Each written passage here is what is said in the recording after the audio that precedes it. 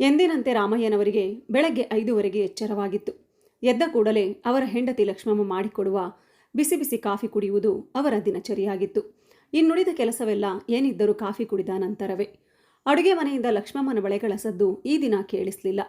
ತೀರಾ ಮೆಲ್ಲಗೆ ಆಕೆ ಗುನುಗುವ ದೇವರ ನಾಮಜಪ ಕೂಡ ಕೇಳಿ ಬರ್ತಿರಲಿಲ್ಲ. ಯಾವತ್ತೂ ಈ ರೀತಿ ಆಗದ್ದು ಈ ದಿನ ಯಾಕೆ ಎಂದುಕೊಂಡು ಆಶ್ಚರ್ಯದಿಂದ ಹಾಸಿಗೆಯ ಮೇಲಿಂದ ಎದ್ದು ಕುಳಿತರು ರಾಮಣ್ಣ. ಪಕ್ಕದಲ್ಲಿ ಇನ್ನು ಮುದುರಿಕೊಂಡು ಮಲಗಿರುವ ತಮ್ಮ ಹೆಂಡತಿಯನ್ನು ನೋಡಿ ರಾಮಣ್ಣನವರು ಗಾಬರಿಯಾದರು. ಲಕ್ಷ್ಮಿ, ಲಕ್ಷ್ಮಿ ಎಂದು ಕೂಗಿದರು. ಯಾವತ್ತೂ ಕೂಡ ಆಕೆ ಇಷ್ಟೊತ್ತಿನವರೆಗೂ ಮಲಗಿದವಳಲ್ಲ. ಆದರೆ ಈ ದಿನ ಏನೋ ಹುಷಾರು ಇಲ್ಲದೆ ಇರಬಹುದು ಎಂದು ಹೆಂಡತಿಯ ಪಕ್ಕದಲ್ಲಿ ಕುಳಿತು ಹಣೆ ಮುಟ್ಟಿ ನೋಡಿದಾಗ ಮೈ ಬಿಸಿಯಾಗಿರಲಿಲ್ಲ. ಮತ್ತೆ ಇನ್ನೇನು ಇರಬಹುದು ಎಂದುಕೊಂಡು ಮತ್ತೊಮ್ಮೆ ಲಕ್ಷ್ಮಿ ಎಂದು ಕರೆದರು. ಆಗ ಲಕ್ಷ್ಮಮ್ಮನವರು ಯಾಕಪ್ಪ ಎಂದು ಸಣ್ಣ ಧ್ವನಿಯಲ್ಲಿ ಮಾತನಾಡಿದರು. ಲಕ್ಷ್ಮಿ, ನೀನಿನ್ನೂ ಮಲಗಿದ್ದೀಯಾ? ಹುಷಾರಿಲ್ವಾ? ಇವತ್ತು ಕಾಫಿ ಕೂಡ ಮಾಡಿಕೊಟ್ಟಿಲ್ಲ ಅಂತ ಕೇಳಿದಾಗ ಲಕ್ಷ್ಮಮ್ಮನವರು ಯಾಕೋ ತಲೆ ಸುತ್ತಿದೆ, ತುಂಬ ಸುಸ್ತು, ಸ್ವಲ್ಪ ಹೊತ್ತು ಕಳೆದ ನಂತರ ಮಾಡಿಕೊಡ್ತೇನೆ ಅಂತ ಹೇಳಿದಾಗ ರಾಮಣ್ಣನವರು ಸರಿ, ಪಿತ್ತ ಏನಾದರೂ ಇರಬಹುದು, ನೀನು ಮಲಗು, ಇವತ್ತು ನಾನೇ ಮಾಡ್ಕೊತೀನಿ. ಒಂದಿನ ನಾನು ಕಾಫಿ ಮಾಡಿದ್ರೆ ನನ್ನ ಕೈಯೇನು ಸೌದೋಗೋದಿಲ್ಲ ಎಂದು ಎದ್ದೇಳುತ್ತಿದ್ದಾಗ ಗಂಡನ ಕೈ ಹಿಡಿದು ಇವತ್ತು ಒಂದಿನ ಮಾತ್ರ ನೀವು ಸುಧಾರಿಸ್ಕೊಳ್ಳಿ, ಸ್ವಲ್ಪ ಹೊತ್ತಿನ ನಂತರ ನಾನೇ ನಾಷ್ಟದ ಜೊತೆಗೆ ಕಾಫಿನೂ ಮಾಡಿಕೊಡ್ತೀನಿ ಅಂತ ಹೇಳಿದರು ಲಕ್ಷ್ಮಮ್ಮ. ಅಯ್ಯೋ ಲಕ್ಷ್ಮಿ, ಇಷ್ಟು ವರ್ಷ ನೀನು ನನ್ನನ್ನು ಅರ್ಥ ಮಾಡ್ಕೊಂಡಿದ್ದು ಇಷ್ಟೇನಾ? ನನಗೆ ಬೆಳಗ್ಗೆ ಎದ್ದ ತಕ್ಷಣ ಕಾಫಿ ಕುಡಿಯೋದಿದ್ರೆ ಸರಿಯಾಗಿ ಬಾತ್ರೂಮಿಗೂ ಹೋಗೋದಕ್ಕೆ ಆಗೋದಿಲ್ಲ ಅನ್ನೋದು ನಿನಗೆ ಚೆನ್ನಾಗಿ ಗೊತ್ತಿದೆ ಅಲ್ವಾ? ನೀನು ಈಗ ಮಲ್ಕೋ, ಚಿಂತೆ ಮಾಡಬೇಡ, ನಾನೇ ಮಾಡಿಕೊಂಡು ಬರ್ತೀನಿ, ಇಬ್ಬರು ಒಟ್ಟಿಗೆ ಕೂತು ಕುಡಿಯೋಣ. ಅಯ್ಯೋ ಮೆಲ್ಲಗೆ ಮಾತಾಡಿ, ಮಕ್ಕಳು ಎದ್ಬಿಡ್ತಾರೆ, ನೀವೇನು ಕಾಫಿ ಮಾಡೋದಕ್ಕೆ ಹೋಗಬೇಡಿ. ಯಾಕಂದರೆ ಅದು ಮುಂದೆ ಹೇಳು ಲಕ್ಷ್ಮಿ, ಯಾಕೆ ಅರ್ಧದಲ್ಲೇ ನಿಲ್ಲಿಸ್ಬಿಟ್ಟೆ? ನನ್ನಿಂದ ಏನನ್ನು ಮುಚ್ಚಿಡ್ತಿದ್ದೀಯಾ? ಅದು ಏನಂತ ಹೇಳು ಎಂದು ಬಲವಂತ ಮಾಡಿದರು ರಾಮಣ್ಣ. ಲಕ್ಷ್ಮಮ್ಮ ಎದ್ದು ಕುಳಿತುಕೊಂಡು ಮಕ್ಕಳು ತಾಯಿಯ ಎದೆ ಹಾಲಿಗಾಗಿ ಹಂಬಲಿಸುವ ಎಳೆ ಮಗುವಿನಂತೆ ಅನಿಸಿತು ತನ್ನ ಗಂಡನನ್ನು ನೋಡುವಾಗ.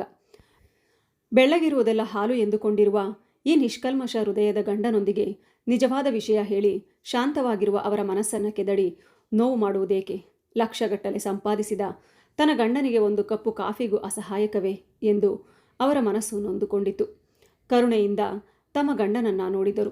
ಆಗ ರಾಮಣ್ಣ ಅವರು, ಲಕ್ಷ್ಮಿ, ಏನೋ ಹೇಳಲು ಬಂದೆ, ಈಗ ನೋಡಿದ್ರೆ ಸುಮ್ಮನಾಗ್ಬಿಟ್ಟೆ, ನೀನು ಅದೇನು ಅಂತ ಹೇಳಿದಿದ್ರೆ ನನ್ನ ಮೇಲೆ ಆಣೆ ಅಂದಾಗ, ಅಯ್ಯಯ್ಯೋ ಇದೆಂಥ ಮಾತು ಅಂತ ಆಡ್ತಿದ್ದೀರಾ? ವಿಷಯ ಏನು ಅಂತ ಅಂದರೆ, ಬೆಳಗ್ಗೆ ಅಡುಗೆ ಮನೆಯಲ್ಲಿ ಶಬ್ದ ಮಾಡ್ತಿದ್ರೆ ಮಗಳಿಗೆ ಮತ್ತು ಅಳಿಯನಿಗೆ ನಿದ್ದೆಗೆ ತೊಂದರೆಯಾಗುತ್ತದೆ.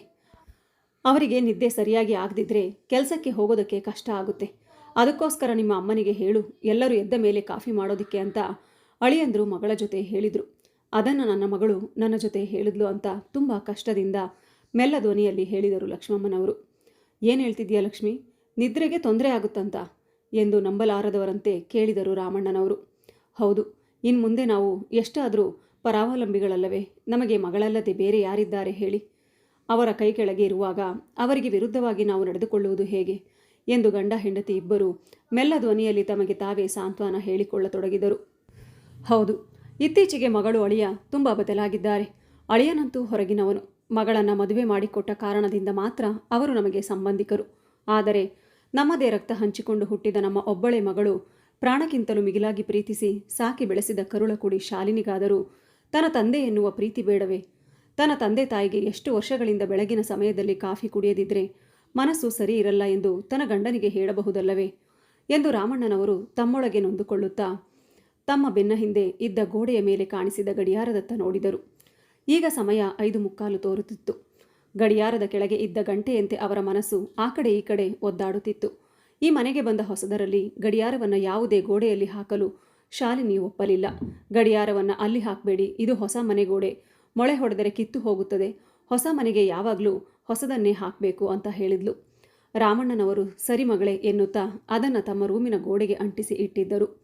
ಆಗ ಮಗಳು ಹೇಳಿದ್ದು ನಿಜ ಎಂದುಕೊಂಡು ಅದನ್ನು ಮನಸ್ಸಿಗೆ ಹಚ್ಚಿಕೊಳ್ಳದೆ ಸರಳವಾಗಿ ತೆಗೆದುಕೊಂಡಿದ್ದರು.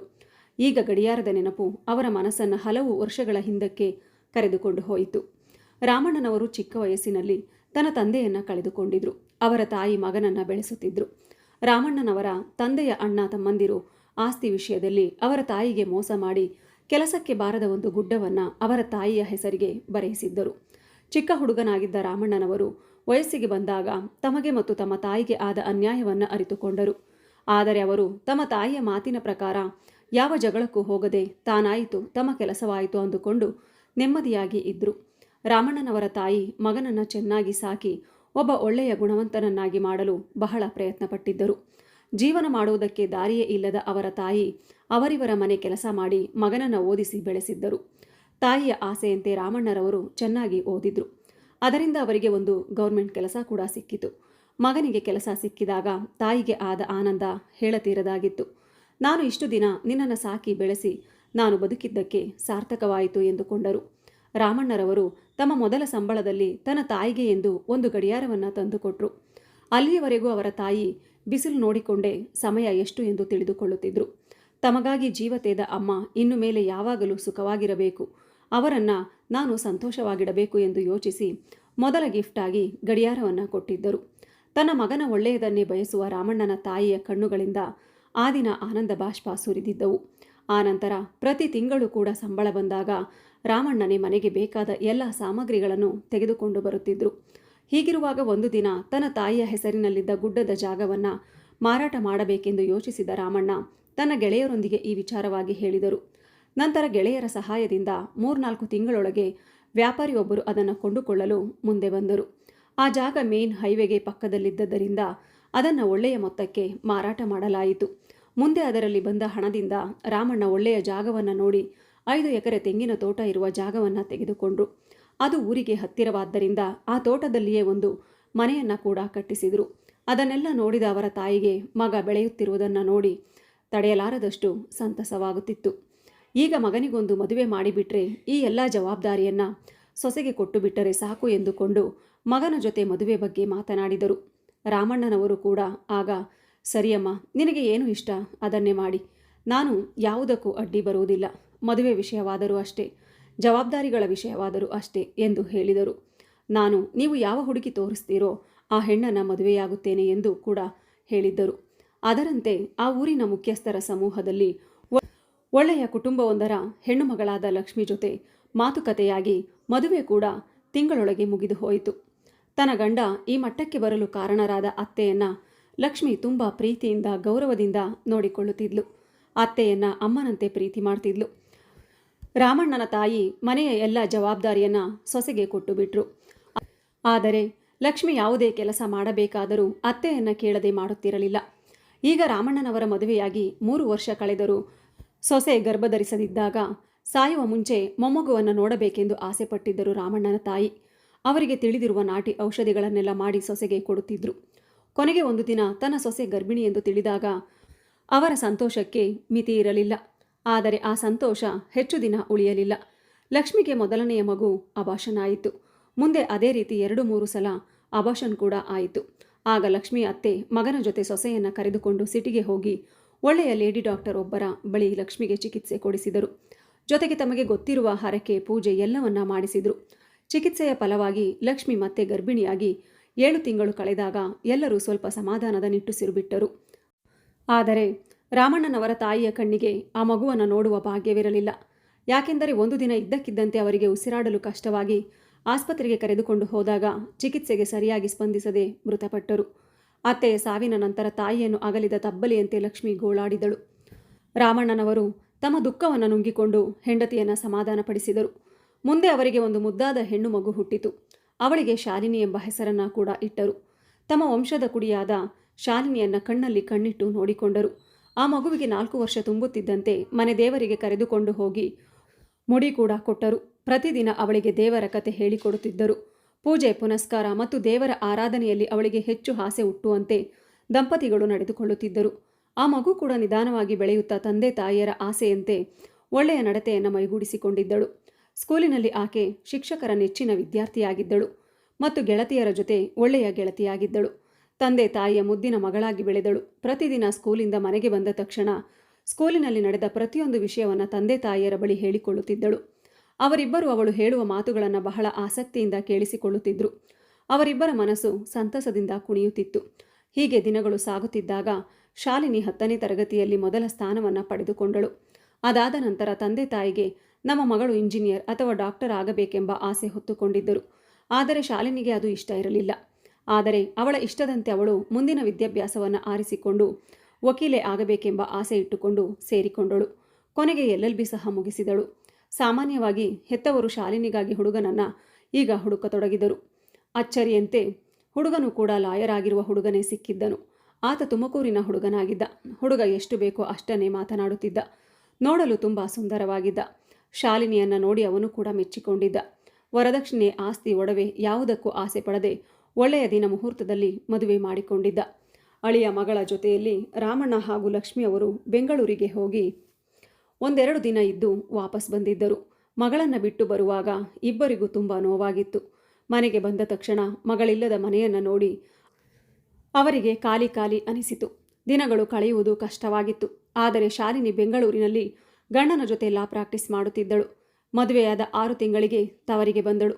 ಲಕ್ಷ್ಮಮ್ಮ ಅಳಿಯಂದ್ರು ಬಂದಿದ್ರೆ ಚೆನ್ನಾಗಿರ್ತಿತ್ತು ಅಂದುಕೊಂಡ್ರು. ಆದರೆ ಕೆಲಸ ಹೆಚ್ಚಾಗಿದ್ದರಿಂದ ಅಳಿಯ ಬಂದಿಲ್ಲ ಎಂದು ತಿಳಿದ ಮೇಲೆ ಸ್ವಲ್ಪ ಸಮಾಧಾನಗೊಂಡರು. ಶಾಲಿನಿ ಬೆಂಗಳೂರಿಗೆ ಹೊರಡುವ ಹಿಂದಿನ ರಾತ್ರಿ ಊಟ ಮಾಡುತ್ತಾ ಹೇಳಿದಳು, ಅಪ್ಪ, ನಿಮ್ಮ ಅಳಿಯ ಶಶಾಂಕ್ ಕಾರು ತೆಗೆದುಕೊಳ್ಳಬೇಕು ಅಂತ ಅಂದ್ಕೊಂಡಿದ್ದಾರೆ. ನಿಮಗೆ ಗೊತ್ತಲ್ವಾ, ಬೆಂಗಳೂರಲ್ಲಿ ನಮ್ಮಂಥವರು ಕಾರಿನಲ್ಲಿ ಓಡಾಡ್ದಿದ್ರೆ ಬೆಲೆನೇ ಇಲ್ಲ ಅನ್ನೋ ಥರ ಆಗಿದೆ. ಅದರಲ್ಲೂ ನಮಗೆ ದಿನ ಆಫೀಸಿಗೆ ಹೋಗೋದಕ್ಕೆ ಬಹಳ ಕಷ್ಟ ಆಗುತ್ತೆ. ಅದಕ್ಕೆ ನೀವೇನಾದರೂ ಸ್ವಲ್ಪ ಹೆಲ್ಪ್ ಮಾಡಿದ್ರೆ ಕಾರ್ ತಗೋಬೋದಿತ್ತು ಅಂತ ಹೇಳಿದಾಗ ರಾಮಣ್ಣನವರು, ಅಯ್ಯೋ ಮಗಳೇ, ಇಷ್ಟಕ್ಕೆ ಯಾಕಮ್ಮ ಈ ರೀತಿ ಸಂಕೋಚ ಪಟ್ಕೊಂಡು ಕೇಳ್ತಿದ್ದೀಯಾ?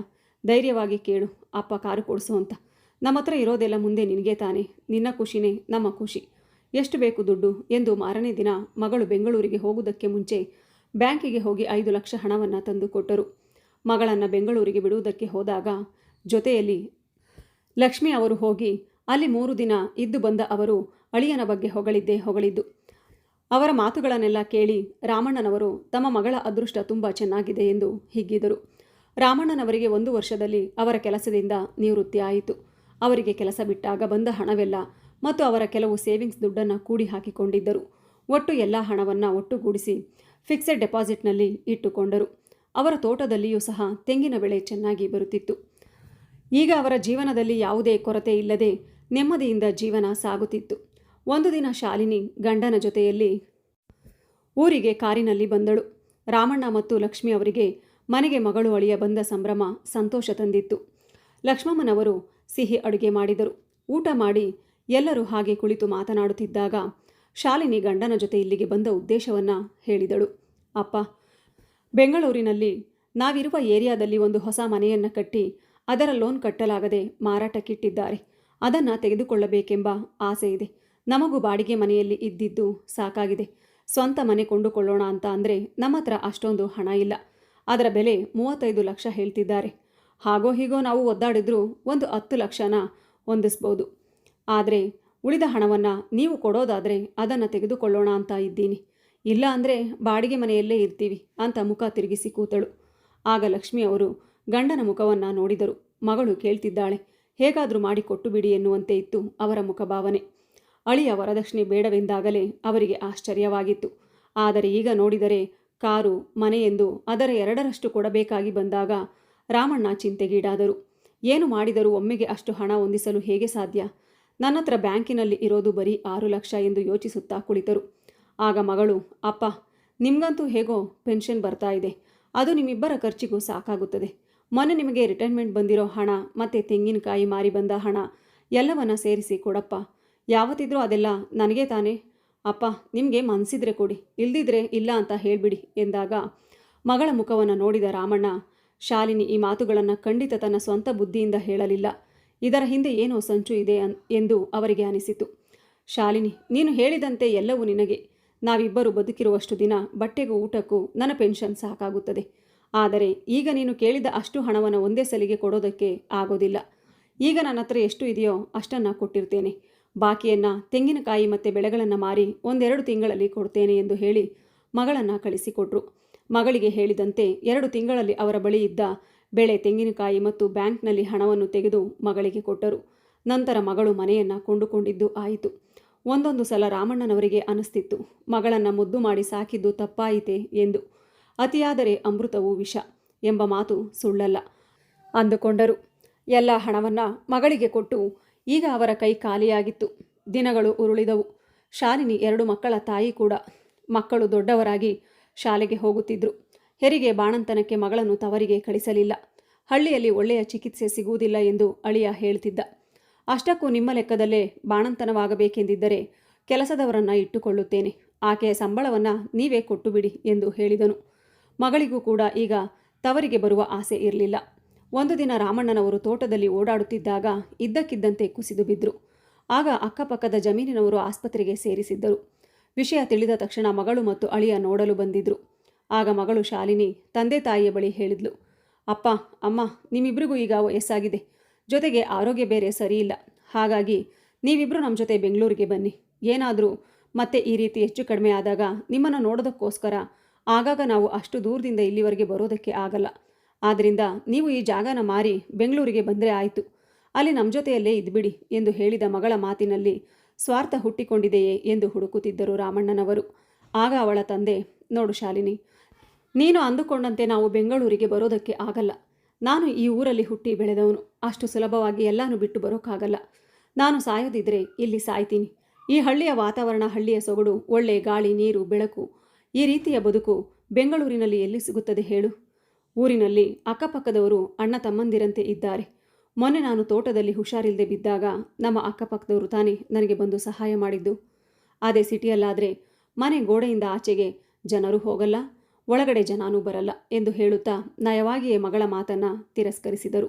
ನಂತರ ಮಗಳು ಅಳಿಯ ಬೆಂಗಳೂರಿಗೆ ಹೊರಟು ಹೋದರು. ಈ ಕಡೆ ರಾಮಣ್ಣನವರು ಹೆಚ್ಚು ಕೆಲಸ ಮಾಡುವಂತಿರಲಿಲ್ಲ. ಈಗ ಅವರ ಆರೋಗ್ಯ ಕೂಡ ಸುಧಾರಿಸ್ತಿತ್ತು. ದಿನದಲ್ಲಿ ಒಂದು ಸಲವಾದರೂ ತೋಟ, ಗದ್ದೆ ಎಂದು ಅಡ್ಡಾಡಿ ಬರೆದಿದ್ರೆ ಅವರಿಗೆ ಸಮಾಧಾನ ಇರ್ತಿರಲಿಲ್ಲ. ಹೀಗಿರುವಾಗ ಒಂದು ದಿನ ತೋಟಕ್ಕೆ ಹೋಗಿದ್ದಾಗ ಮುಂಚೆಯ ರೀತಿ ಕೂಡ ಎದೆನೋವು ಬಂದು ಕುಸಿದು ಬಿಟ್ಟರು. ಅಕ್ಕಪಕ್ಕದ ಜಮೀನಿನಲ್ಲಿ ಕೆಲಸ ಮಾಡುತ್ತಿದ್ದವರು ಓಡೋಡಿ ಬಂದರು. ತಕ್ಷಣ ಅವರನ್ನು ಮತ್ತೆ ಆಸ್ಪತ್ರೆಗೆ ಸೇರಿಸಿದರು. ಈ ಬಾರಿ ಮಗಳು ಅಳಿಯ ಅವರನ್ನು ನೋಡಲು ಬಂದಾಗ ಅಳಿಯನಾದವನು ತನ್ನ ಜೊತೆ ಒಬ್ಬ ಲಾಯರ್ನನ್ನು ಕರೆದುಕೊಂಡು ಬಂದಿದ್ದ. ಆನಂತರ ಅತ್ತೆ ಮಾವನ ಬಳಿ ನನ್ನ ಸ್ನೇಹಿತ ಬಂದಿರುವುದು ಈ ಜಮೀನನ್ನು ತೆಗೆದುಕೊಳ್ಳುವುದಕ್ಕೆ ಎಂದು ಹೇಳಿದಾಗ ಇಬ್ಬರಿಗೂ ಬರಸಿಡಿಲು ಬಂದು ಬಡಿದಂತಾಯಿತು. ಆಗ ರಾಮಣ್ಣನವರು, ಅದು ಹೇಗೆ ನಡೆಯುತ್ತೆ? ನಾನು ಈ ಊರನ್ನು ಬಿಟ್ಟು ಬರೋದಕ್ಕೆ ಇಷ್ಟ ಇಲ್ಲ ಎಂದಾಗ, ನೋಡಿ ಮಾವ, ನಿಮ್ಮನ್ನು ಈ ಸ್ಥಿತಿಯಲ್ಲಿ ಬಿಟ್ಟು ಹೋಗೋದಕ್ಕೆ ನಮಗೆ ಮನಸ್ಸು ಒಪ್ಪೋದಿಲ್ಲ. ನಿಮಗೆ ತೋಟ, ಗದ್ದೆ ಅಂತ ಹೋಗೋದಕ್ಕೆ ಈಗ ಸಾಧ್ಯ ಆಗೋದಿಲ್ಲ. ಹೇಗಿದ್ರೂ ನೀವು ನಮ್ಮ ಜೊತೆ ಬರಬೇಕು. ನೀವು ಇಲ್ಲಿ ಹೇಗಿದ್ದೀರಾ ಅಲ್ಲೂ ಕೂಡ ಅದೇ ರೀತಿ ಇರಿ. ಯಾವುದೇ ಸಂಕೋಚ ಬೇಡ. ನೆಮ್ಮದಿಯಾಗಿ ಸುಮ್ಮನೆ ಬಂದು ಅಲ್ಲಿ ಇದ್ಬಿಡಿ. ತೆಂಗಿನ ತೋಟ ಕೂಡ ಈಗ ಚೆನ್ನಾಗಿದೆ. ನಾವು ಅಂದುಕೊಂಡದ್ದಕ್ಕಿಂತ ಹೆಚ್ಚಿನ ಲಾಭವೇ ಬರಬಹುದು. ಆದ್ದರಿಂದ ಆಸ್ತಿ ಮಾರೋದೇ ಒಳ್ಳೆಯದೆಂದು ನನ್ನ ಅನಿಸಿಕೆ ಎಂದು ಅಳಿಯ ನಾಜೂಕಾಗಿ ಹೇಳಿದ. ರಾಮಣ್ಣನವರು ಮಾತನಾಡದೆ ಯೋಚನೆ ಮಾಡುತ್ತಾ ಕುಳಿತಾಗ ಲಕ್ಷ್ಮಮ್ಮನೆ ಬಾಯಿ ಬಿಟ್ಟರು. ನೋಡಿ, ಅವರು ಹೇಳ್ತಾ ಇರೋದು ಸರಿಯಾಗಿದೆ. ಸ್ವಲ್ಪ ಕಾಲ ಬಿಟ್ಟು ಆಗಬೇಕಾದದ್ದು ಈಗಲೇ ಆಗ್ತಿದೆ ಅಷ್ಟೇ. ನಮ್ಮ ಜೀವನದ ದಾರಿಲಿ ಮುಂದೆ ಅಳಿಯ ಮಗಳು ತಾನೇ ನಮಗೆ ಸಿಗೋದು ಎಂದು ಪತಿಯನ್ನು ಸಮಾಧಾನ ಮಾಡಿದರು. ರಾಮಣ್ಣ ತಮ್ಮ ನೊಂದ ಮನಸ್ಸಿಗೆ ಸಮಾಧಾನ ಹೇಳಿಕೊಂಡರು. ಜಾಗ ಮಾರಿದ ಮೇಲೆ ರಾಮಣ್ಣನವರ ಮನಸ್ಸಿಗೆ ಹೆಚ್ಚು ದುಃಖವಾಗಿ ಮಂಕು ಕವಿಯಿತು. ಅವರು ಮಕ್ಕಳಂತೆ ಬೆಳೆಸಿದ ತೋಟವನ್ನು ಕಣ್ಣಿನಲ್ಲಿ ತುಂಬಿಕೊಂಡಿದ್ದರು. ತಮ್ಮ ಬೆವರಿನ ಬೆಲೆಯ ಮನೆಯ ಪ್ರತಿಯೊಂದು ಸಾಮಾನುಗಳನ್ನು ಸಿಕ್ಕ ಸಿಕ್ಕ ಬೆಲೆಗೆ ಅಳಿಯ ಮಗಳು ನಿಂತು ಮಾರಾಟ ಮಾಡಿದಾಗ ಅವರ ಸಂಕಟ ಹೇಳತೀರದಾಗಿತ್ತು. ಆ ವಸ್ತುಗಳ ಮಧ್ಯೆ ಅವರು ತಮಗೆ ಬಂದ ಮೊದಲ ಸಂಬಳದಲ್ಲಿ ತಂದಿದ್ದ ಗಡಿಯಾರವನ್ನು ಮಾರದಂತೆ ಎತ್ತಿಕೊಂಡರು. ಅದನ್ನು ಮಾರುವುದನ್ನು ನೋಡಿ ರಾಮಣ್ಣನಿಗೆ ಸಹಿಸಲಾಗಲಿಲ್ಲ. ತಕ್ಷಣ ಅವರು ಅಳಿಯನ ಕೈಯಿಂದ ಗಡಿಯಾರವನ್ನು ಕಿತ್ತುಕೊಂಡರು. ಆಗ ಶಾಲಿನಿಗೆ ತಂದೆಯ ಮೇಲೆ ಕೋಪ ಬಂತು. ಇದೇನಪ್ಪ, ನೀವು ಚಿಕ್ಕ ಮಕ್ಕಳ ಥರ ಆಡ್ತಿದ್ದೀರಾ? ಆ ಹಳೆ ಗಡಿಯಾರ ಇಟ್ಕೊಂಡು ನೀವೇನು ಮಾಡ್ತೀರಾ ಅಂತ ಕೋಪದಲ್ಲಿ ಕೇಳಿದ್ಲು. ಆಗ ರಾಮಣ್ಣನವರು, ಹಾಗಿದ್ದರೆ ಮಗಳೇ, ಹಳೆದು ಅಂತ ಎಲ್ಲವನ್ನ ಎಸೆದು ಬಿಡೋದಕ್ಕಾಗತ್ತಾ? ಯಾವಾಗಲೂ ಹಳೆಯದೆಲ್ಲ ಒಳ್ಳೆಯ ಬೆಲೆಯುಳ್ಳದು ಆಗಿರುತ್ತದೆ. ನೀನು ಓದಿದ್ದೀಯ, ನಿನಗೆ ಈ ಪದ ಗೊತ್ತಿರಬೇಕಲ್ವಾ? ಓಲ್ಡ್ ಈಸ್ ಗೋಲ್ಡ್ ಅಂತ. ನಿನ್ನ ತಂದೆ ತಾಯಿನೂ ಇನ್ನು ಸ್ವಲ್ಪ ದಿನಗಳಲ್ಲಿ ಹಳಬರಾಗುತ್ತಾರೆ. ಆಗ ನೀನು ಏನು ಮಾಡ್ತೀಯಾ ಎಂದು ಹುಸಿ ನಗು ನಗುತ್ತಾ ಕೇಳಿದರು. ಅಂತೂ ಇಂತೂ ತಮ್ಮದಾಗಿದ್ದ ತೋಟ, ಮನೆ ಎಲ್ಲವನ್ನ ಬಿಟ್ಟು ಅಳಿಯ ಮಗಳ ಜೊತೆ ಬೆಂಗಳೂರಿಗೆ ಬರಬೇಕಾಯಿತು. ಮಗಳ ಮನೆಗೆ ಬಂದ ಮೇಲೆ ಅಡುಗೆ ತಿಂಡಿ ಎಲ್ಲವನ್ನ ಲಕ್ಷ್ಮಮ್ಮನವರೇ ಮಾಡುತ್ತಿದ್ದರು. ಅದಾದ ನಂತರದ ದಿನಗಳಲ್ಲಿ ಅಡುಗೆ ಮತ್ತು ತಿಂಡಿಗಳ ಬಗ್ಗೆ ಮಗಳು ಮತ್ತು ಅಳಿಯ ಏನಾದರೂ ಒಂದು ತಪ್ಪು ಹುಡುಕಿ ಕೊಂಕು ಮಾತಾಡ್ತಿದ್ರು. ಅಲ್ಲಮ್ಮ, ಉಳಿದಿರೋ ಅನ್ನದಲ್ಲಿ ಒಗ್ಗರಣೆ ಮಾಡಿಬಿಡ್ತೀಯಾ? ಯಾಕೆ ಅಷ್ಟೊಂದು ಹೆಚ್ಚಾಗಿ ಮಾಡಬೇಕು? ಇದೇನು ಹಳ್ಳಿನ? ಮಿಕ್ಕಿದ್ರೆ ನಾಯಿಗೋ ಕಲ್ಗಜ್ಕೋ ಹಾಕ್ಬೋದು ಅನ್ನೋದಕ್ಕೆ. ಇದು ಸಿಟಿ. ನೀನು ಎಷ್ಟು ಬೇಕೋ ಅದಕ್ಕಿಂತ ಜಾಸ್ತಿನೇ ಅಡುಗೆ ಮಾಡ್ತೀಯ. ಅದೆಲ್ಲ ವೇಸ್ಟು. ಇನ್ನು ಮುಂದೆ ಅಡುಗೆ ಕೆಲಸ ನೀನೇನು ಮಾಡಬೇಡ, ನಾನೇ ಮಾಡ್ತೀನಿ ಅಂತ ಹೇಳಿ ಅಡಿಗೆ ಜವಾಬ್ದಾರಿಯನ್ನು ಮಗಳೇ ತೆಗೆದುಕೊಂಡಳು. 6:15ಕ್ಕೆ ಗಡಿಯಾರ ಬೆಲ್ ಬಾರಿಸಿದಾಗ ರಾಮಣ್ಣನವರು ಈ ಎಲ್ಲ ನೆನಪುಗಳಿಂದ ಮತ್ತು ಯೋಚನೆಗಳಿಂದ ಆಚೆ ಬಂದರು. ಇನ್ನು ಶಾಲಿನಿ ಎದ್ದಂತಿಲ್ಲ. ಅವಳು ಎದ್ದೇಳುವಾಗ 7 ಗಂಟೆ ಆಗಿರುತ್ತದೆ. ಹೌದು, ಅಲ್ಲಿಯವರೆಗೆ 4 ಗೋಡೆಗಳನ್ನು ನೋಡಿಕೊಳ್ಳುತ್ತಾ ಮಲಗಬೇಕು ಅಷ್ಟೇ. ಕಾಫಿ ಕುಡಿಯದೆ ಬಾಯೆಲ್ಲ ಸಪ್ಪೆ ಆದಂತಿದೆ ಎಂದುಕೊಂಡು ಎದ್ದು ಕುಳಿತು ಪಕ್ಕದಲ್ಲಿ ನೋಡಿದಾಗ ಲಕ್ಷ್ಮಮ್ಮ ಇನ್ನೂ ಮಲಗಿಯೇ ಇದ್ದರು. ನಿನ್ನೆಯವರೆಗೆ ಕಾಫಿ ಮಾಡುವ ಹಕ್ಕು ಅವರಿಗೆ ಇತ್ತು. ಈ ದಿನ ಮಗಳು ಅದನ್ನು ಕಿತ್ತುಕೊಂಡಿದ್ದಾಳೆ ಎಂದಾಗ ರಾಮಣ್ಣನವರು ತುಂಬ ನೊಂದುಕೊಂಡು ನರಳಿದರು. ಕೊನೆಗೆ ತಿಂಡಿಯಾಗಿ ಮಗಳು ಕರೆದಾಗ ಗಂಟೆ 9 ಆಗಿತ್ತು. ಬಿಸಿಬೇಳೆ ಬಾತ್ ಜೊತೆಗೆ ಕಾಫಿಯನ್ನು ಕುಡಿಯುತ್ತಿದ್ದ ಗಂಡನನ್ನು ನೋಡಿದಾಗ ಲಕ್ಷ್ಮಮ್ಮನಿಗೆ ತುಂಬ ದುಃಖವಾಯಿತು. ವಯಸ್ಸಾದ ತಂದೆ ತಾಯಿ ಎಂಬ ಪ್ರೀತಿಯಾದರೂ ಸ್ವಲ್ಪ ಇದ್ದಿದ್ರೆ ಸರಿಯಾಗಿ ಬೇಯಿಸದ ಬಿಸಿಬೇಳೆ ಬಾತ್, ನೀರಿನಂತಿರುವ ಕಾಫಿಯಲ್ಲಿ ಅವರು ಮೃಷ್ಟಾನ್ನವನ್ನು ಕಾಣುತ್ತಿದ್ದರು. ತಿಂಡಿ ಮುಗಿಸಿ ಪಟಪಟನೆ ಅಡುಗೆ ಮಾಡಿಟ್ಟು ಬಾಕ್ಸಿಗೆ ತುಂಬಿಕೊಂಡು ಗಂಡ ಹೆಂಡತಿ ಮತ್ತು ಅವರ ಮಕ್ಕಳು ಮನೆಯನ್ನು ಬಿಟ್ಟು ಹೊರಡುವಾಗ ಲಕ್ಷ್ಮಮ್ಮ ಉಳಿದ ಕೆಲಸ ಮಾಡುತ್ತಿದ್ದರು. ಅಲ್ಲಲ್ಲಿ ಬಿದ್ದ ಕಸ, ಬಟ್ಟೆ, ಪಾತ್ರೆಯನ್ನೆಲ್ಲ ಒಗೆದು ಕ್ಲೀನ್ ಮಾಡಿ ಸಾಮಾನುಗಳನ್ನೆಲ್ಲ ಜೋಡಿಸಿ ಕೆಲಸ ಮಾಡುವಾಗ ಮಗಳು ಹೇಳಿದ ಮಾತುಗಳು ಪದೇ ಪದೇ ನೆನಪಿಗೆ ಬರುತ್ತಿದ್ದವು. ಮಧ್ಯಾಹ್ನ ಊಟದ ಬಾಕ್ಸಿಗೆ ಎಷ್ಟು ಬೇಕು ಅಷ್ಟೇ ಅನ್ನವನ್ನು ಮಾಡಿಕೊ. ಬೆಳಗ್ಗೆ ಮಾಡಿದ ಅನ್ನ ಮಧ್ಯಾಹ್ನ ತಿನ್ನುವಾಗ ತಣ್ಣಗಾಗಿರುತ್ತದೆ. ನಿನ್ನ ತಂದೆಗೆ ತಣ್ಣಗಿನ ಅನ್ನ ಕೊಟ್ಟರೆ ಸರಿಯಾಗಿ ಜೀರ್ಣ ಆಗೋದಿಲ್ಲ. ಮಧ್ಯಾಹ್ನ ನಾನೇ ಅವರಿಗೆ ಬಿಸಿ ಅನ್ನ ಮಾಡಿಕೊಳ್ತೇನೆ ಎಂದಾಗ ಮಗಳು ಶಾಲಿನಿ, ಅಮ್ಮ ಏನು ಮಾಡಬೇಕು, ಹೇಗೆ ಮಾಡಬೇಕು ಅನ್ನೋದು ನನಗೆ ಚೆನ್ನಾಗಿ ಗೊತ್ತಿದೆ. ನೀನೇನು ನನಗೆ ಹೇಳಿಕೊಡ್ಬೇಕಾಗಿಲ್ಲ. ಎರಡೆರಡು ಅಡುಗೆ ಮಾಡಿಕೊಂಡು ಗ್ಯಾಸ್ ವೇಸ್ಟ್ ಆಗುತ್ತದೆ. ಎಷ್ಟು ಹಿಡಿಸುತ್ತೋ ಅಷ್ಟೇ ತಿನ್ನಿ ಎಂದು ಕಡ್ಡಿ ಮುರಿದಂತೆ ಮಾತಾಡಿ ಸರಸರ ಎಂದು ಹೊರಟು ಹೋಗಿದ್ದಳು. ಮಧ್ಯಾಹ್ನ 1 ಗಂಟೆ ಆಗುತ್ತಿದ್ದಂತೆ ಹೊಟ್ಟೆ ಹಸಿವಾಗಿತ್ತು. ಬೆಳಗ್ಗೆ ತಿಂದ ಬಿಸಿಬೇಳೆ ಬಾತು ಹೊಟ್ಟೆಯಲ್ಲಿ ಕರಗಿ ಹೋಗಿತ್ತು. ಏನಾದರೂ ತಿನ್ನೋಣ ಅಂದುಕೊಂಡರೆ ತಿಂಡಿಗಳು ಇದ್ದ ಕಬೋಡಿಗೆ ಬೀಗ ಹಾಕಿದ್ದರು. ರಾಮಣ್ಣನಿಗೆ ಆಗೊಮ್ಮೆ ಈಗೊಮ್ಮೆ ಏನಾದರೂ ಕುರುಕಲು ತಿಂಡಿಗಳನ್ನು ತಿನ್ನುತ್ತಾ ಇರಬೇಕು. ಹಳ್ಳಿಯಲ್ಲಿದ್ದಾಗ ಲಕ್ಷ್ಮಮ್ಮ ಅಡುಗೆ ಮನೆಯ ಸೆಲ್ಫ್ ಮೇಲೆ ಡಬ್ಬಗಳಿಗೆ ಬಗೆ ಬಗೆಯ ತಿನಿಸುಗಳನ್ನು ತುಂಬಿಡ್ತಿದ್ರು. ಅಕ್ಕಪಕ್ಕದ ಮಕ್ಕಳು ಅಥವಾ ನೆಂಟರು ಬಂದರೆ ಕಾಫಿಯ ಜೊತೆ ಅದನ್ನು ತಿನ್ನಲು ಕೊಡ್ತಿದ್ರು. ಆದರೆ ಈಗ ತಮಗೆ ಏನಾದರೂ ಒಂದು ತಿನ್ನಬೇಕು ಅಂದುಕೊಂಡ್ರೆ ಯಾವುದೂ ಇಲ್ಲ. ಹೋಗಲಿ, ಪಕ್ಕದಲ್ಲಿರುವ ಅಂಗಡಿಯಿಂದ ತರೋಣ ಅಂತ ಅಂದರೆ ಪರ್ಸ್ನಲ್ಲಿ 10 ರೂಪಾಯಿಗಿಂತ ಹೆಚ್ಚು ಹಣ ಇರ್ತಿರಲಿಲ್ಲ. ರಾಮಣ್ಣನವರು ಪೆನ್ಷನ್ ತರಲು ಮಗಳು ಅಳಿಯನ ಜೊತೆ ಕಾರಿನಲ್ಲಿ ಹೋದಾಗ ತಾವು ಸಹಿ ಹಾಕಿ ಹಣವನ್ನು ಕೈಗೆ ತೆಗೆದುಕೊಂಡ ತಕ್ಷಣ, ಅಪ್ಪ ಇಲ್ಲಿ ಕೊಡಿ, ಸರಿಯಾಗಿದೆಯಾ ಎಂದು ಎಣಿಸುತ್ತೇನೆ ಎಂದುಕೊಂಡು ಆ ಹಣವನ್ನು ತಮ್ಮ ಬ್ಯಾಗಿಗೆ ಸೇರಿಸಿಕೊಳ್ಳುತ್ತಿದ್ದ ಮಗಳ ಜೊತೆ ರಾಮಣ್ಣ ಏನೆಂದು ಕೇಳುತ್ತಾರೆ. ತಮ್ಮ ಹಣೆ ಬರಹಕ್ಕೆ ಮನದೊಳಗೆ ಇಬ್ಬರು ದಂಪತಿಗಳು ಕೊರಗುತ್ತಾರೆ. ಮಧ್ಯಾಹ್ನ ತಣ್ಣಗಾಗಿರುವ ಅನ್ನ, ರುಚಿಯೇ ಇಲ್ಲದ ಸಾರನ್ನು ರಾಮಣ್ಣನವರು ತಟ್ಟೆಯಲ್ಲಿ ಕಲಸಿ ತಿನ್ನುವಾಗ ಲಕ್ಷ್ಮಮ್ಮನಿಗೆ ಸಂಕಟವಾಗುತ್ತದೆ. ಹಳ್ಳಿಯಲ್ಲಿದ್ದಾಗ ಅವರ ಊಟದ ರೀತಿಯೇ ಬೇರೆ ಇತ್ತು. ಅವರು ಊಟ ಮಾಡಬೇಕೆಂದರೆ ಬಿಸಿ ಬಿಸಿ ಸಾಂಬಾರು, ಮಜ್ಜಿಗೆ, ಉಪ್ಪಿನಕಾಯಿ, ಸೊಪ್ಪಿನ ಪಲ್ಯ, ಹಪ್ಪಳ ಇಂತಹ ಪದಾರ್ಥಗಳು ಅವರಿಗೆ ಇಷ್ಟವೆಂದು ಲಕ್ಷ್ಮಮ್ಮ ಬಗೆ ಬಗೆಯ ಅಡುಗೆಗಳನ್ನು ದಿನವೂ ಮಾಡಿಕೊಡ್ತಿದ್ರು. ಆದರೆ ಈಗ ಅವರಿಗೆ ಇಷ್ಟವಿಲ್ಲದ ಒಂದೇ ರುಚಿಯ ಮಸಾಲೆ ಹಾಕಿದ ಸಾಂಬಾರು. ಹಸಿವೆಯಾಗುವಾಗ ಹೇಗೋ ಒಂದಿಷ್ಟು ತಿನ್ನುತ್ತಿದ್ರು. ವಯಸ್ಸಾದ ಕಾಲದಲ್ಲಿ ನಾಲಿಗೆಗೆ ರುಚಿ ಕೊಡುವ ಅಡುಗೆಗಳನ್ನು ಮಾಡಿಕೊಡಲು ಲಕ್ಷ್ಮಮ್ಮನಿಗೆ ಸ್ವತಂತ್ರವಿರಲಿಲ್ಲ. ಊಟ ತಿಂದ ತಕ್ಷಣ ರಾಮಣ್ಣ ಹೊರಗಡೆ ಒಂದು ಕಾಟ್ ಮೇಲೆ ದಿಂಬಿಟ್ಟು ಮಲಗಿಕೊಂಡ್ರು. ಊಟದ ತಟ್ಟೆಯನ್ನು ತೊಳೆದಿಟ್ಟು ಬಂದ ಲಕ್ಷ್ಮಮ್ಮ ತಮ್ಮ ಕೈ ತೋಳನ್ನು ತಲೆದಿಂಬಾಗಿಸಿಕೊಂಡು ಮಲಗಿದರು. ಅವರ ಮನಸ್ಸಿನಲ್ಲಿ ಈಗ ಮಗಳ ಬದಲಾದ ಗುಣಗಳೇ ತುಂಬಿಕೊಂಡಿದ್ದವು. ನಮ್ಮ ಮಗಳೇಕೆ ಈ ರೀತಿ ಬದಲಾದಳು? ತಂದೆ ಉಳಿಕೆ ಗಳಿಕೆ ಎಲ್ಲವನ್ನ ಮಗಳಿಗೊಪ್ಪಿಸಿದರು. ಆಕೆಗೆ ಇನ್ನೂ ತೃಪ್ತಿ ಇಲ್ಲ. ಈ ಮನೆ, ಕಾರು, ಬೆಲೆ ಬಾಳುವ ಸಾಮಗ್ರಿ ಎಲ್ಲವೂ ತನ್ನ ತಂದೆಯ ಬೆವರಿನ ಬೆಲೆ ಎಂದು ಗೊತ್ತಿದ್ದರೂ ತಂದೆ ತಾಯಿ ತಮಗೆ ಹೊರೆಯಂತಿರುವ ಅವಳ ವರ್ತನೆಗೆ ಏನನ್ನಬೇಕು ಎಂದು ಯೋಚಿಸುತ್ತಾ ಮಲಗಿದ ಲಕ್ಷ್ಮಮ್ಮ ನಿದ್ದೆಗೆ ಜಾರಿದ್ದರು. ಅಜ್ಜಿ ಅಜ್ಜಿ ಅಂತ ಮೊಮ್ಮಗಳು ಸ್ಕೂಲಿಂದ ಬಂದ ತಕ್ಷಣ ಕರೆಯುತ್ತಿದ್ದಾಗ ಲಕ್ಷ್ಮಮ್ಮ ಎಚ್ಚರಗೊಂಡರು. ಅಯ್ಯೋ, ಆಗಲೇ 4 ಗಂಟೆ ಆಗಿ ಹೋಯ್ತಾ? ಎಷ್ಟೊತ್ತು ಮಲಗಿಬಿಟ್ಟಿದ್ದೇನೆ ಎಂದು ಮೇಲೆ ಎದ್ದಾಗ, ಅಜ್ಜಿ 4 ಗಂಟೆ ಆಗಿಲ್ಲ, ನಾನು ಸ್ಕೂಲಿಂದ ಬೇಗ ಬಂದಿದ್ದೆ. ಇವತ್ತು ನಮಗೆ ಸ್ಕೂಲ್ ಬೇಗನೆ ಬಿಟ್ಟರು, ಅದಕ್ಕೆ ನಾನು ಇಷ್ಟು ಬೇಗ ಬಂದೆ. ಅಮ್ಮ ಬರೋದ್ರೊಳಗಡೆ ನನಗೆ ತಂಬಿಟ್ಟು ಮಾಡಿಕೊಡಿ. ನೀವವತ್ತು ಊರಿಂದ ಬಂದಾಗ ತಂದಿದ್ರಲ್ಲ, ಅದು ಬೇಕು ನನಗೆ. ಅದು ತುಂಬ ಟೇಸ್ಟಿಯಾಗಿತ್ತು ಎಂದು ಮೊಮ್ಮಗಳು ಒಂದೇ ಸಮನೆ ಹಠ ಹಿಡಿದಳು. ಆಗ ಲಕ್ಷ್ಮಮ್ಮನವರು ಅಡುಗೆ ಕೋಣೆಗೆ ಹೋದರು. ಡಬ್ಬಗಳನ್ನೆಲ್ಲ ಹುಡುಕಾಡಿದಾಗ ಸ್ವಲ್ಪ ಬೆಲ್ಲ ಮತ್ತು ಕಡಲೆ ಬೀಜ ಎಲ್ಲವನ್ನ ತೆಗೆದುಕೊಂಡು ಹುರಿದು ಪುಡಿ ಮಾಡಿ ಪಾಕ ತೆಗೆದು ಉಂಡೆ ಮಾಡಿ ಮೊಮ್ಮಗಳಿಗೆ ತಂಬಿಟ್ಟು ಮಾಡಿಕೊಟ್ರು. ಚಿಕ್ಕ ಚಿಕ್ಕ ಉಂಡೆಗಳನ್ನು ಮಾಡಿದ್ದರು. ಆ ಮಗು ಒಂದೇ ಸಮಯಕ್ಕೆ 4-5 ಉಂಡೆಗಳನ್ನು ಕೈಗೆತ್ತಿಕೊಂಡಾಗ ಲಕ್ಷ್ಮಮ್ಮ ಬೇಡ ಎಂದರು. ಇದನ್ನು ಜಾಸ್ತಿ ತಿಂದರೆ ಬೇದಿಯಾಗುತ್ತದೆ ಎಂದು ಎಷ್ಟು ಹೇಳಿದರೂ ಮೊಮ್ಮಗಳು ಕೇಳದೆ ಅಷ್ಟನ್ನು ತಿಂದುಬಿಟ್ಟಳು. ಇನ್ನುಳಿದ 2 ಉಂಡೆಗಳನ್ನು ರಾಮಣ್ಣನಿಗೆ ಕೊಟ್ಟರು. ರಾಮಣ್ಣ ಮೊಮ್ಮಗಳಿಂದಾಗಿ ಆದರೂ ತಂಬಿಟ್ಟು ತಿನ್ನುವಂತೆ ಆಯಿತು ಎಂದು ತುಂಬ ಖುಷಿಪಟ್ಟರು. ಹಳ್ಳಿಯಲ್ಲಿ ಆದರೆ ಲಕ್ಷ್ಮಿ ಇದನ್ನೆಲ್ಲ ಆಗಾಗ ಮಾಡಿಕೊಡ್ತಿದ್ಲು. ತುಂಬ ರುಚಿಯಾಗಿ ಇರ್ತಿದ್ವು. ಒಟ್ಟಿನಲ್ಲಿ ಹಳ್ಳಿ ಬಿಟ್ಟು ಬಂದದ್ದೇ ನಮ್ಮ ದೊಡ್ಡ ತಪ್ಪಾಯಿತು. ಅಲ್ಲಿದ್ದಿದ್ದರೆ ಯಾರ ಹಂಗೂ ಇಲ್ಲದೆ ನೆಮ್ಮದಿಯಾಗಿರಬಹುದು.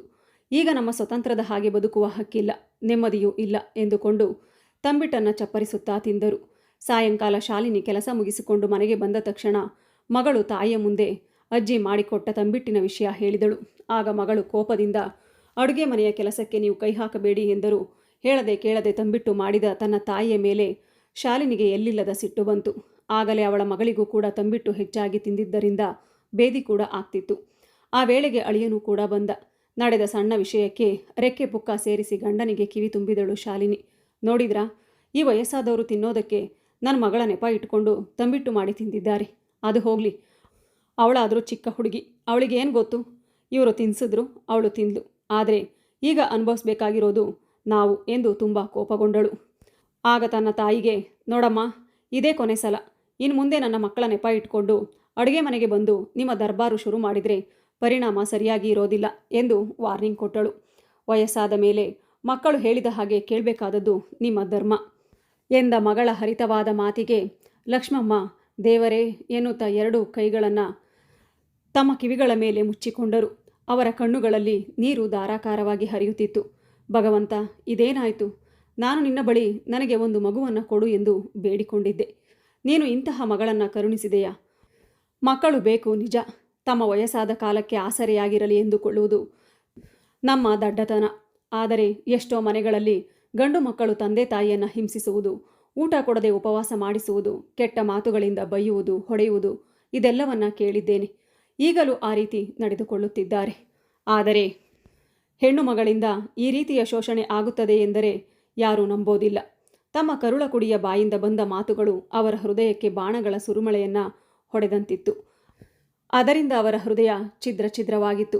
ಲಕ್ಷ್ಮಮ್ಮ ತಕ್ಷಣ ಬಾತ್ರೂಮ್ಗೆ ಹೋಗಿ ಮನಸ್ಸು ಸಮಾಧಾನ ಆಗೋವರೆಗೆ ಅತ್ತು ಬಿಟ್ಟರು. ಅಂದು ಶನಿವಾರವಾಗಿತ್ತು. ಸ್ಕೂಲಿಗೆ ಹೋಗಿದ್ದ ಮಕ್ಕಳು 12:30ಕ್ಕೆ ಮನೆಗೆ ಬಂದರು. ಮಗಳು ಮತ್ತು ಅಳಿಯನಿಗೆ ಯಾವುದೋ ಕೆಲಸ ಇರುವುದರಿಂದ ಆ ದಿನ ಅವರು ಬರುವುದು ತುಂಬ ತಡವಾಗಿತ್ತು. ಅವರು ತಡವಾಗಿ ಬರುವ ವಿಷಯ ಮಕ್ಕಳಿಗೆ ತುಂಬ ಖುಷಿಯಾಗಿತ್ತು. ತಂದೆ ತಾಯಿ ಮನೆಯಲ್ಲಿ ಇಲ್ಲದಿದ್ದರೆ ಓದಿಕೋ, ಹೋಮ್ವರ್ಕ್ ಮಾಡು ಎನ್ನುವ ಒತ್ತಡ ಇರಲಿಲ್ಲ. ಒಂದು ವೇಳೆ ಮೊಮ್ಮಕ್ಕಳಿಬ್ಬರು ಅಜ್ಜಿ ತಾತನ ಜೊತೆ ಮಾತನಾಡುತ್ತಾ ಕುಳಿತಿದ್ರೆ ಆ ದಿನ ಮನೆಯಲ್ಲಿ ದೊಡ್ಡ ಜಗಳವೇ ನಡೆಯುತ್ತಿತ್ತು.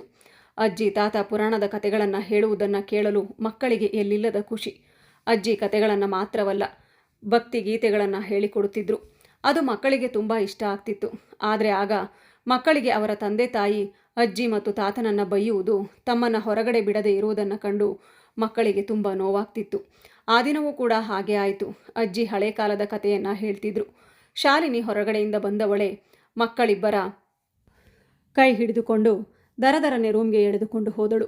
ಅವರ ಕೈ ಮೇಲೆ ಪಟಪಟ ಅಂತ ಹೊಡೆಯುತ್ತಿದ್ಲು. ನೀವು ಇಂಗ್ಲಿಷ್ ಮೀಡಿಯಂನಲ್ಲಿ ಓದ್ತಿರುವ ಮಕ್ಕಳು ತಾನೆ. ಹಳೆಯ ಕಾಲದ ಆ ಸುಳ್ಳು ಕತೆಗಳನ್ನು ಕೇಳುತ್ತಾ ಕುಳಿತುಕೊಂಡ್ರೆ ನಿಮ್ಮ ಬುದ್ಧಿ ಮಂಕಾಗುತ್ತದೆ ಎಂದು ಕೋಪದಿಂದ ರೂಮಿನಿಂದ ಹೊರಗೆ ಬಂದಳು. ತಂದೆ ತಾಯಿಯ ಬಳಿ ಹೋಗಿ, ಅಲ್ಲ, ನಿಮ್ಮಿಬ್ಬರಿಗೂ ಇಷ್ಟು ವಯಸ್ಸಾಗಿದೆ, ಮಕ್ಕಳಿಗೆ ಏನನ್ನ ಹೇಳಬೇಕು, ಏನನ್ನ ಹೇಳಬಾರ್ದು ಅನ್ನೋ ಸ್ವಲ್ಪ ಕನಿಷ್ಠ ಜ್ಞಾನ ಇಲ್ವಾ? ಹಾಕಿದ್ದನ್ನು ತಿಂದುಕೊಂಡು ಸುಮ್ಮನೆ ತೆಪ್ಪಗೆ ಇರಬೇಕು ಅಂತ ಅಡುಗೆ ಮನೆಗೆ ಹೋಗಿ ಪಾತ್ರೆಗಳನ್ನು ರಪರಪ ಅಂತ ಎಸೆಯುತ್ತಿದ್ಲು. ಇದನ್ನು ಕಂಡ ವಯಸ್ಸಾದ ದಂಪತಿ ತುಟಿಕ್ ಪಿಟಿಕ್ ಎನ್ನದೆ ಮೌನವಾದರು. ರಾಮಣ್ಣನಿಗೆ ಊರಲ್ಲಿದ್ದಾಗ ಎಲೆ ಅಡಿಕೆ ತಿನ್ನುವ ಅಭ್ಯಾಸ ಇತ್ತು. ಆದರೆ ಅವರಿಗೆ ಎದೆನೋವು ಕಾಣಿಸಿಕೊಂಡ ಮೇಲೆ ಅದನ್ನು ತಿನ್ನಬಾರದು ಎಂದು ಡಾಕ್ಟರ್ ಹೇಳಿದ್ದರು. ಎಲ್ಲಾದರೂ ಅಪರೂಪಕ್ಕೊಮ್ಮೆ ಅಡಿಕೆಯನ್ನು ತಿನ್ನುತ್ತಿದ್ದರು. ಒಂದು ದಿನ ಅಳಿಯ ಅದನ್ನು ನೋಡಿದವನು ಅದನ್ನೆಲ್ಲ ಬಾಯಿಗೆ ಹಾಕಿಕೊಂಡು ಅಲ್ಲಿ ಇಲ್ಲಿ ಉಗಿದು ಗಲೀಜು ಮಾಡ್ತೀರಾ ಎಂದು ಎಗರಾಡಿದ ಮೇಲೆ ಅದನ್ನು ಕೂಡ ಸಂಪೂರ್ಣವಾಗಿ ಬಿಟ್ಟು ಬಿಟ್ಟಿದ್ದರು. ಆ ದಿನ ಅವರ ಊರಿನಲ್ಲಿ ಪಕ್ಕದ ಮನೆಯಲ್ಲಿದ್ದ ಬೋರ ಬೆಂಗಳೂರಿಗೆ ಬಂದಿದ್ದರು. ರಾಮಣ್ಣನಿಗೂ ಅವರ ತಂದೆಗೂ ಹಳೆಯ ಪರಿಚಯ. ರಾಮಣ್ಣ ಬೆಂಗಳೂರಿಗೆ ಬಂದಿರುವುದು ಬೋರನ ತಂದೆ ವೆಂಕಟೇಗೌಡನಿಗೆ ಗೊತ್ತಿರಲಿಲ್ಲ. ಅಕಸ್ಮಾತಾಗಿ ಇವರನ್ನು ಕಂಡಾಗ ಆತ್ಮೀಯತೆಯಿಂದ ಮಾತನಾಡುತ್ತಾ ಮನೆಯೊಳಗೆ ಬಂದರು. ಹಳೆ ಗೆಳೆಯರಿಬ್ಬರು ಎಷ್ಟೋ ವರ್ಷಗಳ ಮಾತುಕತೆಗಳನ್ನು ಒಬ್ಬರಿಗೊಬ್ಬರು ಪರಸ್ಪರ ಹಂಚಿಕೊಂಡಿದ್ದರು. ವೆಂಕಟೇಗೌಡರಿಗೂ ಎಲೆ ತಿನ್ನುವ ಅಭ್ಯಾಸವಿತ್ತು. ಅವರು ಗೆಳೆಯನೊಂದಿಗೆ ತಿನ್ನಲು ಗೆಳೆಯನಿಗೆ ಕೊಟ್ಟಾಗ, ಬೇಡಪ್ಪ, ನಾನು ಈಗ ಅಡಿಕೆ ತಿನ್ನೋ ಹಾಗಿಲ್ಲ ಅಂತ ರಾಮಣ್ಣನವರು ಹೇಳಿದರು. ಆಗ ವೆಂಕಟೇಗೌಡರು, ಒಂದು ಸಾರಿ ತಿಂದರೆ ಏನೂ ಆಗೋದಿಲ್ಲ ತಗೋ, ಒಂದೇ ಒಂದು ಎಲೆಯನ್ನು ಜಗಿ ಎಂದು ರಾಮಣ್ಣನಿಗೆ ಕೊಟ್ಟಿದ್ರು. ಮಾತನಾಡುವ ಭರದಲ್ಲಿ ರಾಮಣ್ಣನವರು ಎಲೆಯನ್ನು ತಿನ್ನುತ್ತಾ ಉಗಿಯುವಾಗ ಕಿಟಕಿಯಿಂದ ಆಚೆ ಉಗಿಯುತ್ತಿದ್ರು. ಅಕಸ್ಮಾತಾಗಿ ಅದು ಗೋಡೆಯ ಮೇಲೆ ಬಿತ್ತು. ಅದನ್ನು ರಾಮಣ್ಣ ಗಮನಿಸಿರಲಿಲ್ಲ. ಮಗಳು ಅಳಿಯ ಅದನ್ನು ನೋಡಿದವರೇ ಕೋಪಗೊಂಡ್ರು. ಅಳಿಯ ಬಾಯಿಗೆ ಬಂದಂತೆಲ್ಲ ಬಯ್ಯತೊಡಗಿದ. ಅದನ್ನು ಉಗಿದಿದ್ದು ನನ್ನ ಗಂಡನಲ್ಲ, ಪಕ್ಕದ ಮನೆಯ ವೆಂಕಟೇಗೌಡರು ಬಂದಿದ್ದರು ಮಗನ ಜೊತೆಗೆ. ಅವರು ಅದನ್ನು ಉಗಿದಿರುವುದು ಎಂದು ಲಕ್ಷ್ಮಮ್ಮ ಅವರು ಹೇಳಿದ ತಕ್ಷಣ ಅಳಿಯನ ಕೋಪಕ್ಕೆ ಹೊಸ ದಾರಿ ಸಿಕ್ಕಂತಾಯಿತು. ಪಕ್ಕದ ಮನೆಯವರ ಜೊತೆ ಮಾತನಾಡಬೇಡಿ ಅಂತ ನಿಮಗೆ ಹೇಳಿದ್ದೆ ಅಲ್ವೇ? ಎಷ್ಟು ಏನೇ ಹೇಳಿದ್ರೂ ನೀವು ಕೇಳೋದಿಲ್ಲ. ನಿಮಗೆ ಸ್ವಲ್ಪ ಕೂಡ ನಾಚಿಕೆ ಮರ್ಯಾದೆ ಅನ್ನೋದೇ ಇಲ್ಲ. ಹೇಗಾದರೂ ಹಾಳಾಗಿ ಹೋಗಿ. ನಿಮ್ಮಂಥವ್ರಿಗಾಗಿ ಕಟ್ಟಿಸಿದ ಎಷ್ಟೋ ವೃದ್ಧಾಶ್ರಮಗಳಿವೆ. ಅಲ್ಲಿಗೆ ತೆಗೆದುಕೊಂಡು ಹೋಗಿ ನಿಮ್ಮನ್ನು ಹಾಕಬೇಕು. ಇಲ್ಲವಾದರೆ ನಿಮಗೆ ಇಷ್ಟ ಬಂದ ಕಡೆ ನೀವು ಹೋಗಬಹುದು ಎಂದು ಕಿರುಚಾಡಿದ್ದ. ಅಲ್ಲೇ ಪಕ್ಕದಲ್ಲಿ ನಿಂತಿದ್ದ ಮಗಳ ರೌದ್ರವಾದ ನೋಟಕ್ಕೆ ರಾಮಣ್ಣನ ರಕ್ತ ಕುದಿಯುತ್ತಿತ್ತು. ಅದೇ ಉದ್ವೇಗದಿಂದ ಅವರಿಗೆ ಮತ್ತೆ ಎದೆನೋವು ಕಾಣಿಸಿಕೊಂಡು ಅಲ್ಲೇ ಕುಸಿದಿದ್ದರು. ಎದೆನೋವು ತಾಳಲಾರದೆ ಒದ್ದಾಡುತ್ತಿದ್ದರು. ಲಕ್ಷ್ಮಮ್ಮ ಓಡಿ ಬಂದು ಗಂಡನ ಎದೆಯನ್ನು ಸವರುತ್ತಾ ಕಲ್ಲು ಕರಗುವಂತೆ ಅಳುತ್ತಾ ಆಸ್ಪತ್ರೆಗೆ ಕರೆದುಕೊಂಡು ಹೋಗಿ ಎಂದು ಬೇಡಿದರು. ಅಳಿಯ ಮಗಳನ್ನು ಬೇಡಿಕೊಂಡರು. ಆದರೆ ಅವರಿಬ್ಬರ ಕಲ್ಲೆದೆ ಕರಗಲೇ ಇಲ್ಲ. ಅದರ ಬದಲಾಗಿ ಅವರಿಬ್ಬರು ಮುಖ ತಿರುಗಿಸಿಕೊಂಡು ತಮ್ಮ ರೂಮಿಗೆ ಹೋಗಿದ್ದರು. 10 ನಿಮಿಷ ಒದ್ದಾಡಿದ ರಾಮಣ್ಣನ ದೇಹ ತಣ್ಣಗಾಯಿತು.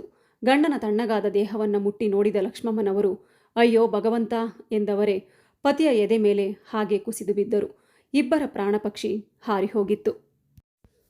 ಸ್ನೇಹಿತರೆ, ನಾವು ಲೋಕಾರೂಢಿ ಮಾತಾಗಿ ಎಷ್ಟೋ ಸಲ ಕೇಳಿರ್ತೀವಿ, ಕೊನೆಗೆ ಆಗೋದು ಹೆಣ್ಣು ಮಕ್ಕಳು ಗಂಡು ಮಕ್ಕಳು ತಂದೆ ತಾಯಿಯನ್ನು ಸಾಕಲ್ಲ ನೋಡಲ್ಲ ಅಂತ. ಆದರೆ ಕೆಲವೊಬ್ಬರು ಹೆಣ್ಣು ಮಕ್ಕಳು ಕೂಡ ತಂದೆ ತಾಯಿಯನ್ನು ನೋಡಿಕೊಳ್ಳೋದಿಲ್ಲ. ಯಾಕಂದರೆ ಅವರ ಸ್ವಾರ್ಥದ ಬದುಕಿಗಾಗಿ ತಂದೆ ತಾಯಿಯನ್ನು ಅವರಿಗೆ ಇಷ್ಟ ಬಂದಂತೆ ಉಪಯೋಗಿಸಿಕೊಂಡು ನಂತರ ಅವರನ್ನು ದೂರಿ ತಮ್ಮಿಂದ ದೂರ ಅವರೇ ಹೋಗುವಂತೆ ಮಾಡಿಬಿಡುತ್ತಾರೆ. ಇದು ನಿಜ ಎನಿಸಿದರೆ ಕಮೆಂಟ್ ಮೂಲಕ ನಿಮ್ಮ ಅಭಿಪ್ರಾಯವನ್ನು ತಿಳಿಸಿ. ಗಂಡಾಗಲಿ ಹೆಣ್ಣಾಗಲಿ ತಂದೆ ತಾಯಿ ಇಬ್ಬರಿಗೂ ಒಂದೇ.